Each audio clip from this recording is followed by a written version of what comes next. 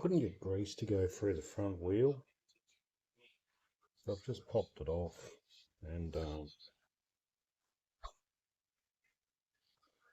popped the outer bushing out. Just gave it a clean up, a bit of brake cleaner, gave it a spray with this bush out, just sort of got like one of those mechanics picks and just push the valve in on the grease nipple, and there's a bit of like a dirt sausage come out, so it was all blocked up. So I've given all that a clean out. Now you can pump grease in there. I've actually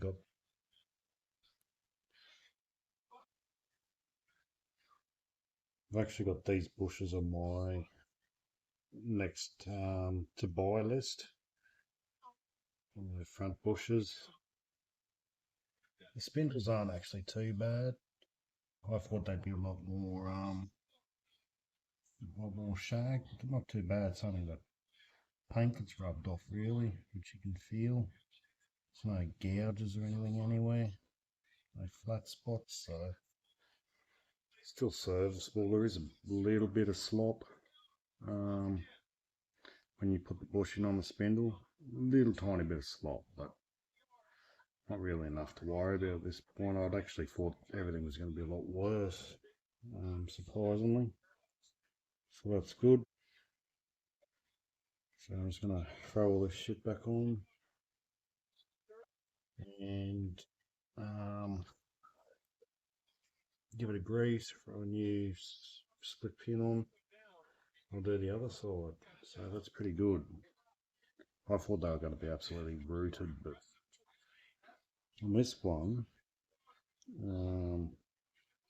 actually looks like the bushing has the nipple cast into it. So different way of doing stuff, I suppose. But yeah, I wonder if it's possible to get a bearing kit for these. I imagine you'd still have to have a spacer.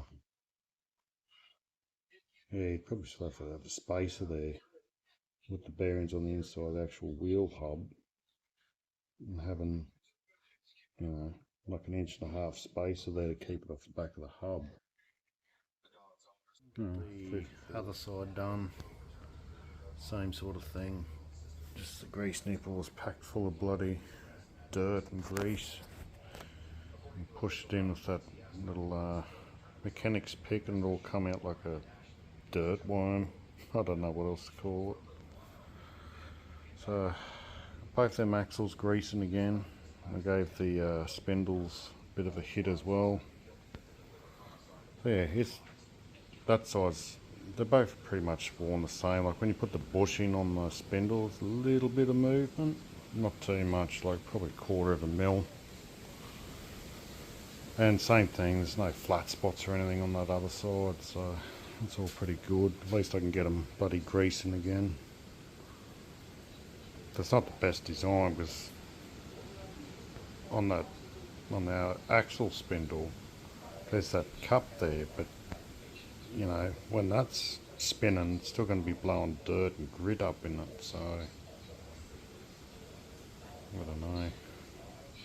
When I get these other bushes, I'll get some measurements, go to the Allied bearings in town and see if they can measure something up, because it's going to have something that can take thrust as well as like rotation, so something to play with. Anyway, I've been looking at like suspension seats. I'll try and record a few on my screen, and yeah, there's a few nice looking ones there, like really high backed Viva ones. The back probably comes up about another foot, and then it's got like a headrest. But looking at it, you'd still have to buy like the tractor. It's like I've seen a few on YouTube. It's like a plate that they bolt on top of that between the seats that gives you more suspension.